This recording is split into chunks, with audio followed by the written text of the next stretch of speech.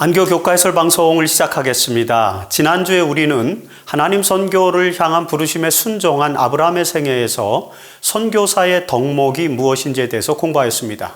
자, 그 덕목들은 이제 친절과 환대, 그리고 사람에 대한 사랑, 그리고 기도의 정신과 같은 것이었습니다.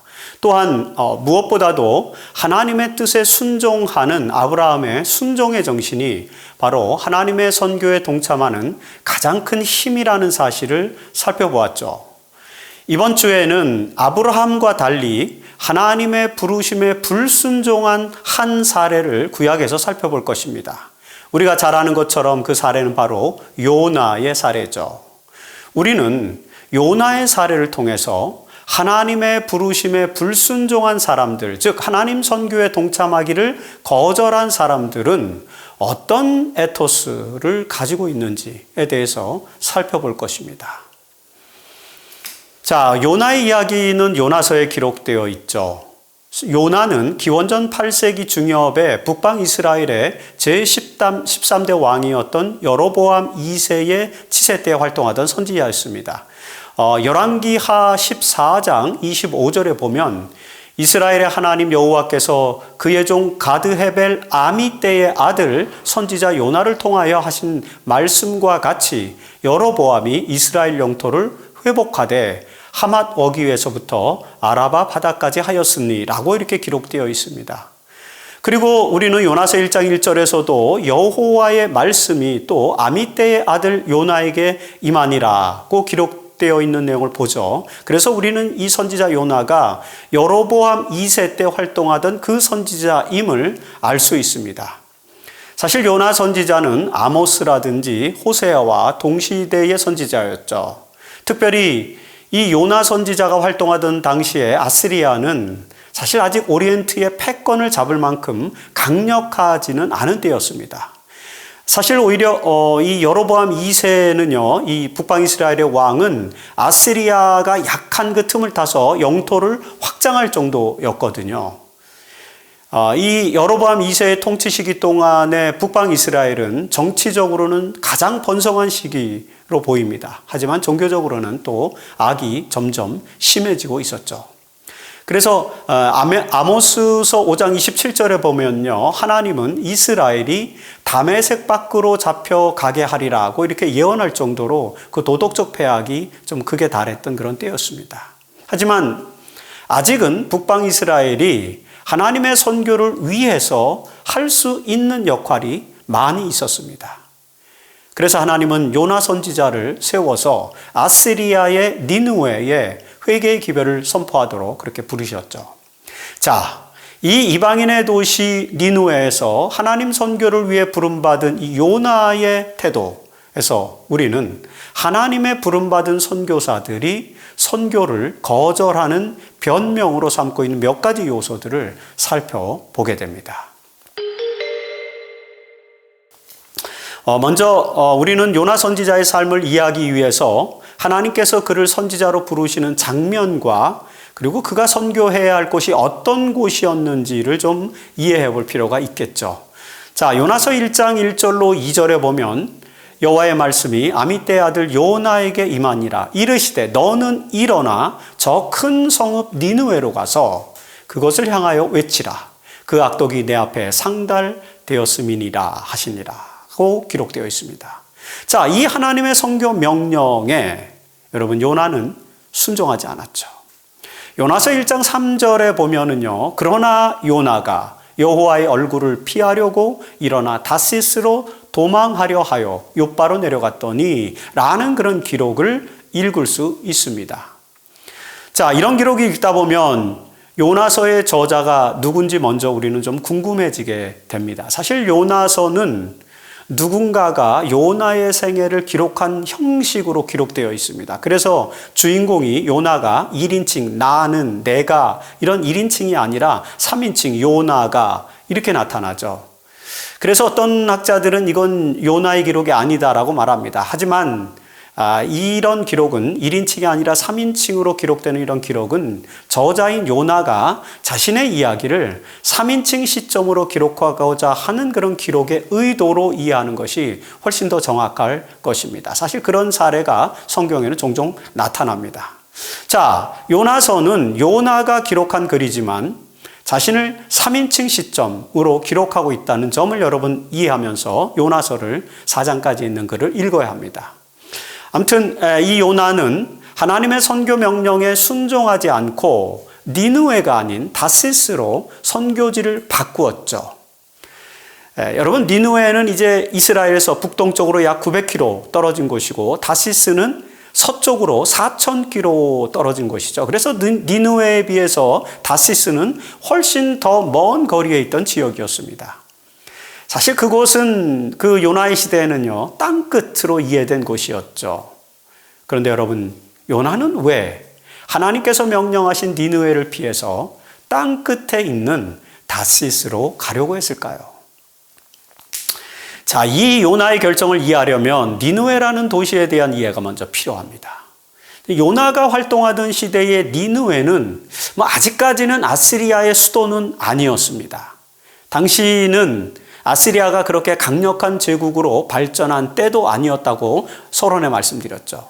자, 요나의 때, 그러니까 700한 5, 60년경입니다. 이때로 기원전, 이때로부터 약 50년 후인 700년대 초에 사르곤 2세가 등장하면서 700한 20년대죠. 이 사르곤 2세 때의 아시리아는 강력한 제국으로 성장했고요. 그리고 그의 후계자였던 이 센나케립, 성경에는 사네립이라고 나오는데 이 사네립 시대에 이르러서 이때가 한 702년, 기원전 702년 정도 되는데 이때 이르러서야 비로소 니느웨는 아시리아의 수도가 됩니다. 니느웨를 아시리아의 수도로 삼은 사람이 바로 센나케립, 즉 사네립이라고 하는 왕이죠. 그렇기 때문에 니느웨는 요나의 시대에는 아직까지 아시리아의 수도는 아니었습니다. 그럼에도 불구하고 아시리아에서 이 니느웨는 중요한 도시였죠. 특별히 요나가 활동하기 훨씬 이전인 아시리아의 왕 아다드니라리 3세 때에 이 니느웨에 나부신전을 세웠어요. 또는 느보신, 성경은 느보신전이라고 나오는데 느보신전을 세우면서 종교적으로 중요한 도시가 되었습니다. 이사야서 46장 1절에 보면요, 벨은 엎드려졌고 느보는 구부러졌더라. 벨과 느보, 이 인물들은 전부 다 메소포타미아 신들이죠. 자, 이런 기록을 통해서 우리는 벨과 느보가 메소포타미아의 지역의 주요 신들임을 알게 해주는데, 이 요나의 시대에 니느웨는 바로 그 느보 신을 섬기는 이방 종교의 중심지 중 하나였다는 것입니다. 그래서 사실 하나님은 요나에게 그곳에 가서 회개의 기별을 전하라고 명령하셨던 것입니다. 그러나 요나는 그 선교 명령을 따르지 않았죠. 자, 요나서에는 그가 하나님의 명령을 따르지 않은 것에 대한 명시적인 이유는 등장하지 않습니다. 그러나 안교 교재의 저자는 이 요나가 니느웨 선교를 피했던 이유가 두려움 때문이었다라고 이렇게 설명합니다. 사실 선지자왕 266페이지에도 보면 그 이유가 설명되어 있습니다. 이렇게 설명되어 있죠. 선지자는 요나는 이 사명이 어렵고 외적으로 볼 때 불가능한 것처럼 생각되어서 부르신 분의 지혜를 의심하고 싶은 유혹을 받았다. 그리고 선지자는 큰 공포에 쌓여 일어나 다시스로 도망하려 하였다라고 화이트부인이 기록합니다. 자, 요나가 니느웨 선교를 두려워했던 이유는 당시 니느웨라는 곳이 선지자들 사이에서 매우 강포한 성으로 알려졌기 때문이었다고 볼 수 있습니다. 여러분, 나훔서 3장 1절에 보면요, 니느웨는 피의 성이요 그 안에는 거짓이 가득하고 포악이 가득하며 탈취가 떠나지 아니하는도다 라고 이렇게 묘사되어 있습니다. 그리고 열왕기하 17장 5절로 6절, 그리고 열왕기하 19장 32절로 37절에 보면은 또 이 아시리아는 당시 이스라엘과의 전쟁을 일삼았던 그런 적대적인 국가였죠. 자, 이런 적대적인 관계를 고려할 때 북방 이스라엘의 선지자 요나가 니느웨라는 아시리아의 도시로 가서 회개의 기별을 전하는 것을 두려워했던 것, 우리는 어느 정도는 이해할 수 있는 그런 상황인 것이죠. 하지만 이 요나의 경험에서 우리는 하나님의 사명을 피하는 이유 중에 두려움이라는 요소가 있음을 알게 되는 것입니다. 그리고 하나님 선교를 위해서는 그 두려움을 극복해야 된다는 사실도 우리는 깨닫게 되는 것입니다. 요나의 경험에서 하나님 선교 사명을 피하는 두 번째 이유는 잘못된 자기 생각이라고 또 교재에서 설명하고 있죠. 자, 우리는 요나의 경험에 우리 자신을 대입시켜서 한번 이 요나의 이야기를 재구성해 볼 필요가 있습니다.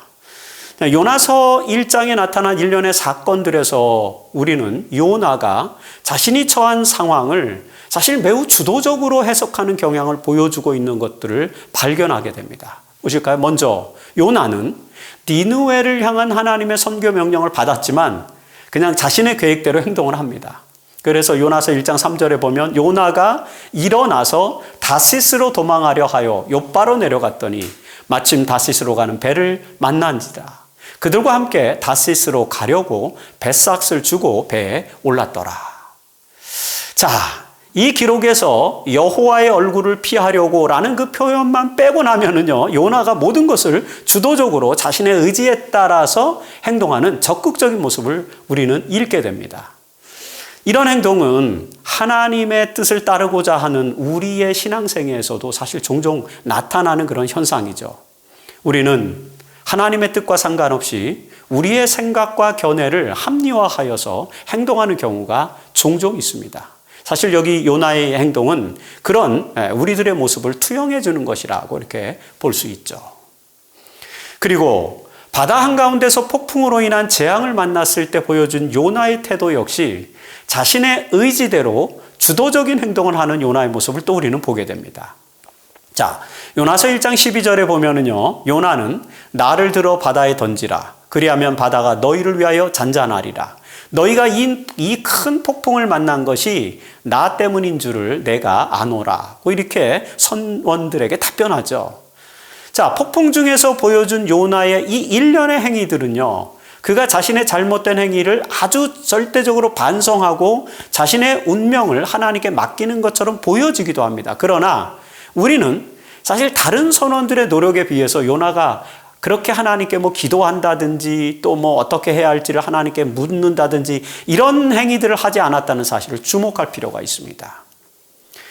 요나는 여전히 자신이 처한 상황에서요, 자신의 판단에 따라서 주도적인 행동을 하고 있는 것입니다.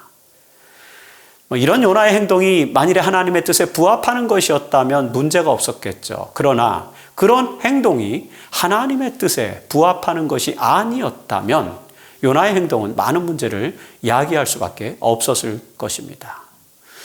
자, 요나는 이번에도 자신의 잘못된 견해를 가지고 하나님의 이름을 높일 수 있는 기회를 잃고 맙니다. 여러분, 만일에 그 배 안에서 요나가 자신의 잘못을 진정으로 뉘우치고 회개하여 폭풍을 멈추게 해달라고 하나님께 간절히 매달리고 기도했다면 사실 이교도들이었던 선원들은 하나님의 위대한 능력을 더 확실하게 이렇게 이해하고 또 요나는 그런 증거 행위를 했을 것이라고 우리는 추론해 볼 수 있습니다. 자, 이런 요나의 행위에서 우리는 하나님의 선교 사명을 피하는 이유 중에는 잘못된 관점, 그리고 그 잘못된 관점으로 자기의 의도대로 주도적으로 생활하는 모습, 이런 것들이 있다는 사실을 확인하게 되는 것입니다. 요나는 계속해서 자신의 관점으로 상황을 해석하고 자신의 방법으로 나아가고자 이렇게 시도하는 것입니다. 하지만 여러분, 하나님은 어떻습니까? 하나님은 당신의 선지자가 잘못된 길로 가지 않도록 하기 위해서 다양한 방법으로 그를 이끌고 계시죠. 자, 요나서 1장 4절에 보면 여호와께서 큰 바람을 바다 위에 내리심에 바다 가운데 큰 폭풍이 일어나라고 이렇게 기록하여서 하나님께서 이 상황을 주도하고 계신다는 사실을 확인하게 됩니다.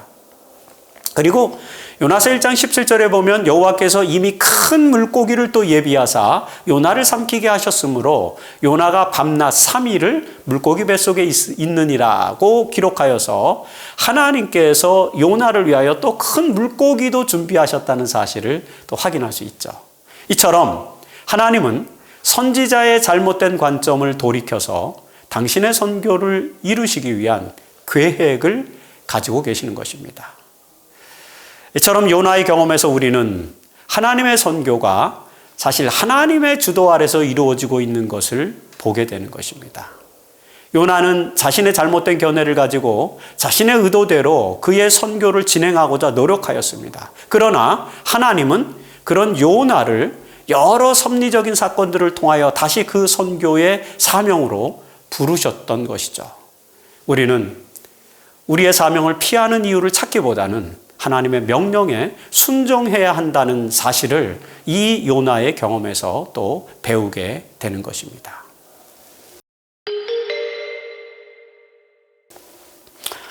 자, 하나님의 선교 사명을 피하는 또 다른 이유 중에는요, 불편함도 있다고 안교 교재는 제안하고 있죠.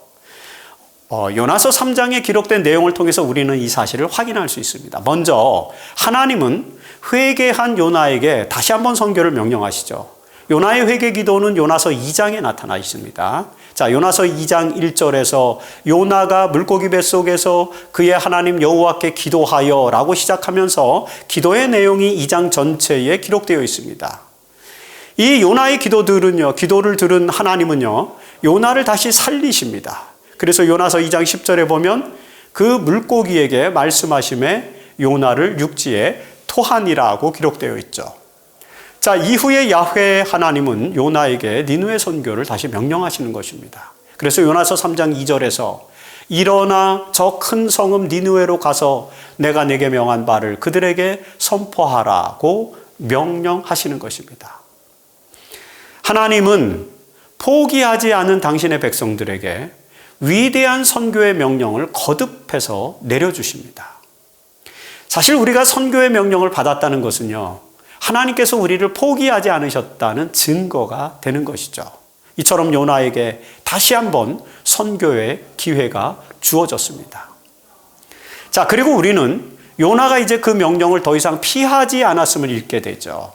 요나서 3장 4절에 요나가 그 성읍에 들어가서 하루 동안 다니며 외쳐 이르되 40일이 지나면 니느웨가 무너지리라 하였더니 라는 그런 기록을 읽게 됩니다. 사실 우리는 요나가 어떤 마음으로 니느웨에 가서 기별을 전했는지 정확하게 알 수는 없습니다. 그러나 그가 애초에 다시스로 가고자 했던 것은 니느웨에서 하나님의 경고의 기별을 전하는 것이 두렵기도 했을 뿐만 아니라 사실은 그것이 내키지 않는 사명이라고 잘못 생각했기 때문이었다는 사실을 확인할 수는 있지 않습니까? 네, 말씀드린 것처럼 니느웨는요, 이스라엘과 적대적인 국가인 아시리아의 도시였습니다. 그리고 그곳에는 느보신전이 있었던 종교적인 도시였습니다. 그럼에도 불구하고 하나님의 말씀대로라면 그곳은 패악이 가득하던 곳이었죠. 그래서 요나가 전해야만 했던 하나님의 기별은요, 40일 후에 니느웨가 무너지리라는 그런 기별이었습니다. 여러분, 만일에 이 기별을 전했을 때 니느웨 사람들이 반발하여서 선지자를 공격했다면 어떻게 되었을까요? 그런 가정이 가능한 그런 상황이기도 했죠. 그래서 이런 매우 불편한 사실들 때문에 요나는 하나님의 사명을 피하고자 했던 것이었습니다. 그러나 그럼에도 불구하고 하나님의 선교는 멈출 수 없었죠. 하나님은 바다의 폭풍과 물고기를 통해서 요나의 마음을 돌이켰고, 그리고 요나는 회개의 기도와 함께 불편함의 핑계를 극복하고 니느웨에 와서 하나님의 기별을 전파했던 것입니다. 그런데 여러분, 놀라운 반전이 일어났어요. 이 패악의 도시였던 니느웨에 변화가 일어난 것입니다. 요나서 3장 5절에 보면 니느웨 사람들이 하나님을 믿고 금식을 선포하고 높고 낮은 자를 막론하고 굵은 베옷을 입은지라고 기록합니다. 자, 니느웨 사람들은 요나의 기별을 듣고 패역한 짓을 저지른 것이 아니라 곧바로 회개하는 것입니다. 니느웨 사람들이 요나의 기별을 듣고 회개한 것은 사실 요나가 이룬 선교적 성공이 아니었죠. 그것은 순전히 하나님께서 하신 일이었습니다. 하나님께서는 니느웨 사람들이 돌이켜서 회개할 것을 기대하고 그들에게 강력한 심판의 기별을 전하도록 요나를 보내셨던 것입니다. 그리고 그 요나의 선교 현장에서 하나님의 성령은 니느웨 사람들의 마음을 감동시켰고요. 그리고 하나님의 기별에 그들이 귀를 기울이게 했던 것을 우리는 알게 되는 것이죠.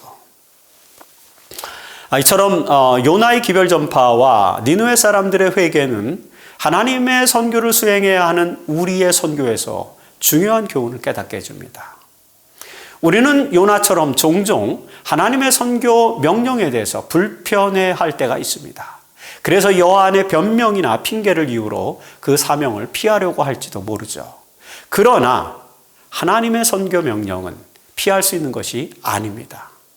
하나님은 당신의 백성들과 기별을 들어야 할 사람 모두를 위해서 하나님의 선교가 이루어질 수 있도록 치밀하게 준비하시는 것이죠.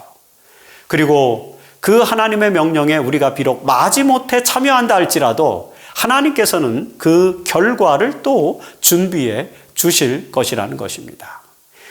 여러분, 니느웨 사람들이 회개했듯이 우리는 반드시 하나님의 선교에 동참한다면 그 선교의 결실을 얻을 수 있을 것이라는 사실을 이 화요일 소지에서 또 깊이 인식하시고 기억하는 그런 경험이 되시기를 간절히 바랍니다. 요나서 4장에서 우리는 이제 요나가 하나님께 불평하는 장면을 또 이제 목격하게 되죠. 사실 성경에서 이 요나서 4장은 언뜻 이해하기 쉽지 않은 장면을 묘사하고 있습니다. 우리는 이 내용에서 니느웨 사람들이 회개하자 화를 내고 있는 선지자 요나의 모습을 보게 되는 것이죠. 이 내용에서 우리는 하나님의 사명을 피하는 또 다른 한 이유를 발견하게 됩니다. 그것은 바로 선교 현장에서 경험하는 불편한 사실, 즉 다시 말해서 선교 현장에서 불편한 사실을 만나게 되는 것과 관련이 있는 내용이죠. 자, 요나는 니느웨 사람이 회개하는 것을 매우 싫어하고 화를 냈습니다. 자, 요나서 4장 1절에 보면은요, 요나가 매우 싫어하고 성내었다라고 이렇게 기록하고 있습니다. 요나는 화를 내면서 하나님께 이렇게 하소연합니다. 요나서 4장 2절이죠. 내가 고국에 있을 때에, 이스라엘에 있을 때에 이러하겠다고 말씀하지 아니하셨나이까? 이게 무슨 말입니까? 이렇게 그러므로 내가 빨리 다시스로 도망하였사오니, 이렇게 내가 다시스로 도망한 이유는 뭐냐면 하나님이 뻔히 이 니느웨가 회개하도록 만들어 주실 것이고, 그럼에도 불구하고 나에게 그 니느웨가 40일 후에 멸망할 것이라고 예언하라고 이렇게 말씀하셨다는 거죠. 이게 뻔한 예측을 자기가 인식했기 때문에 도망했던 것이다, 이렇게 지금 뭐 하는 것입니까? 그렇게 설명하는 거죠. 이게 아주 이상한 논리지만 요나는 지금 이렇게 이런 논리로 불평을 합니다. 자신이 니느웨로 가지 않고 다시스로 도망한 이유는 하나님의 의도를 이미 알았기 때문이라고 이렇게 얘기하는 것이죠. 여러분, 요나는 그가 이스라엘에 있을 때 이미 니느웨 사람들이 하나님의 기별을 듣고 회개할 줄 알았다는 것입니다. 그런데 왜 하나님은 자신에게 40일 후에 니느웨가 멸망할 것이라는 기별을 전하라고 굳이 명령했느냐라는 것입니다. 이런 논리를 가지고 따지는 것입니다. 요나는 이런 불편한 사실을 대면할 것이 분명했기 때문에 그 사명을 피해서 다시스로 도망하려 했던 것이다 라고 이렇게 하소연하는 것이죠. 그래서 요나서 4장 2절 뒷부분에서 요나가 이렇게 설명하는 것입니다. 주께서는 은혜로우시며 자비로우시며 노하기를 더디하시며 인애가 크시사 뜻을 돌이켜 니느웨를 멸망시킬 것이라고 예언했음에도 불구하고 그걸 돌이켜서 재앙을 내리지 아니하시는 하나님이신 줄을 내가 알았음이니이다, 이렇게 요나가 얘기하는 것입니다. 사실 이 말씀은요, 되게 유명한 말씀이거든요. 여호와께서 시내산에 강림하셔서 선포하신 출애굽기 34장 6절의 말씀을 지금 인용한 것입니다. 그리고 이 구절은요, 시편에도 여러 번 나타나고 있고 요엘서 2장 13절에도 인용되고 있는 그런 매우 유명한 내용이죠.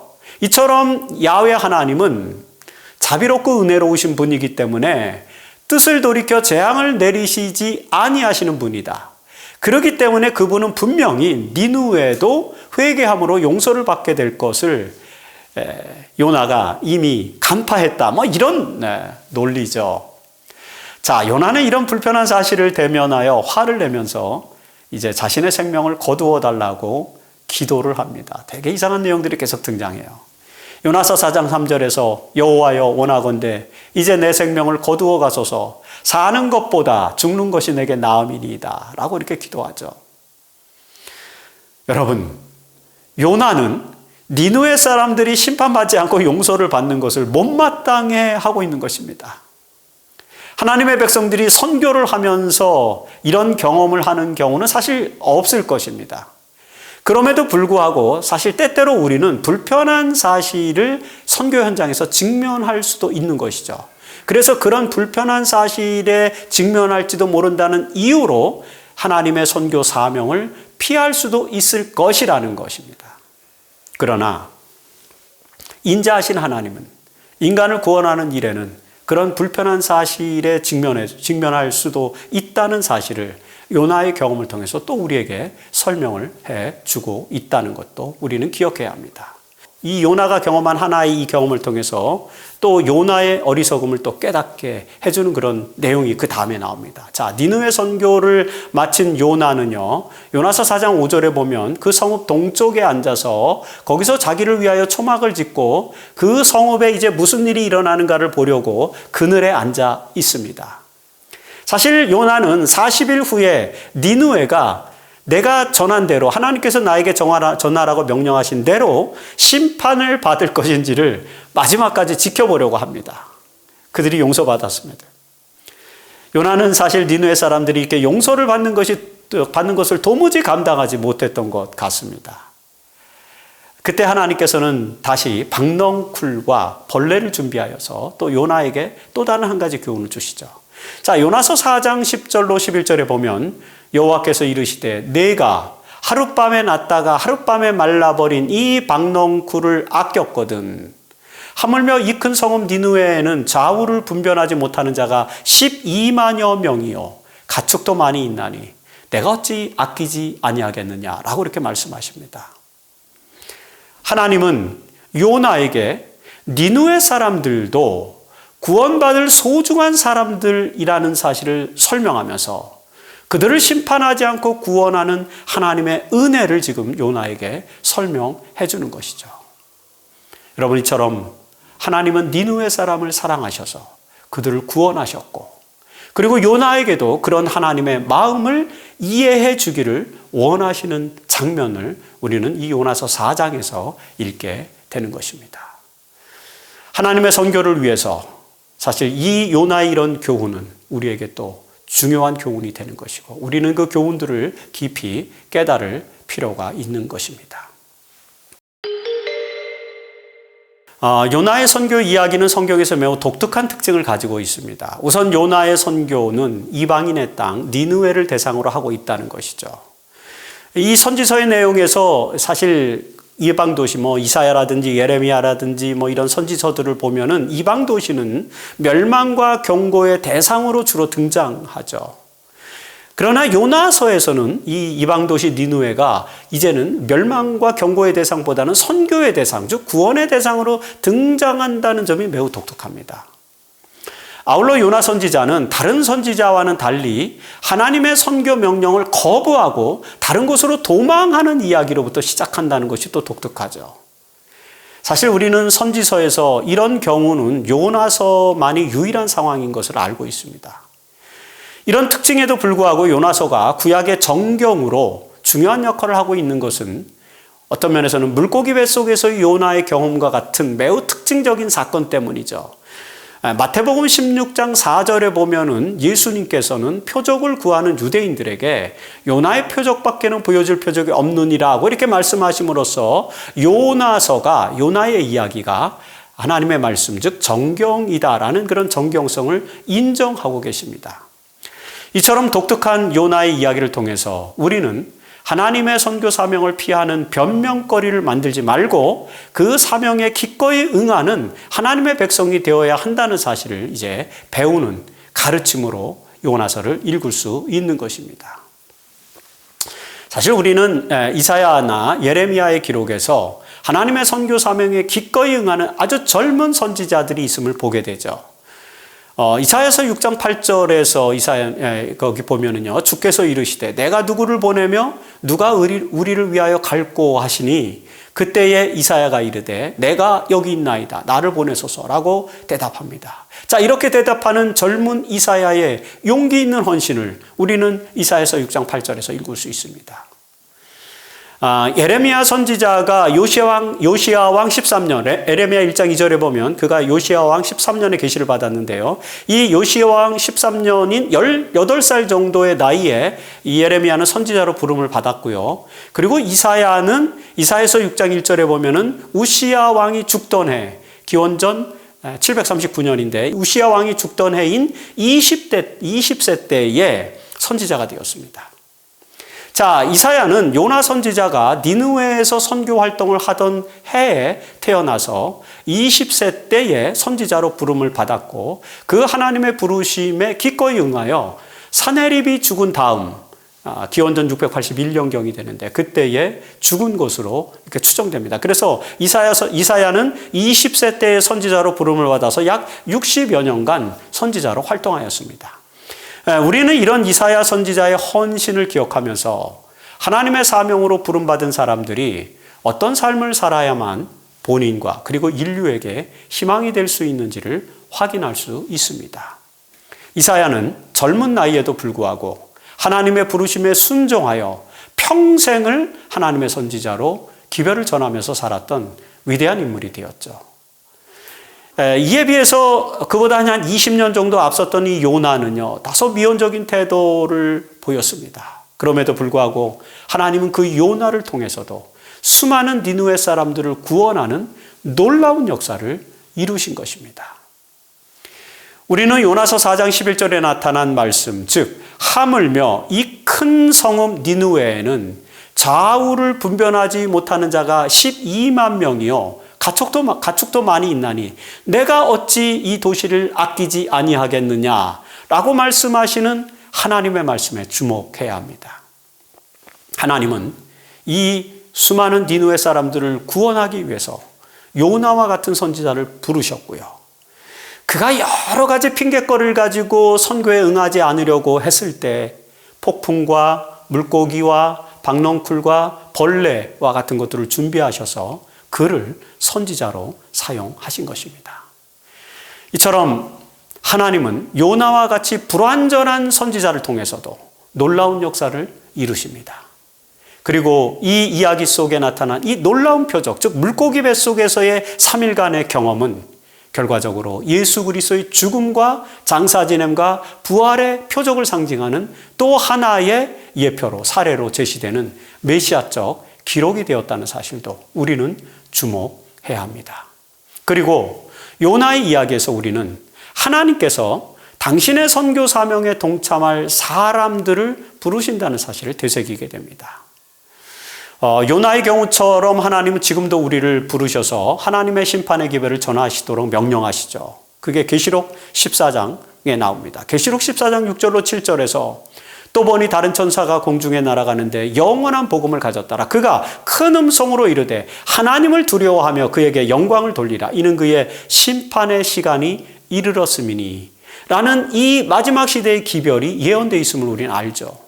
우리는 이 기별을 전하는 하나님의 마지막 시대의 선교에 기꺼이 동참해야 한다는 사실을 이 요나의 경험을 통해서 기억해야만 하는 것입니다.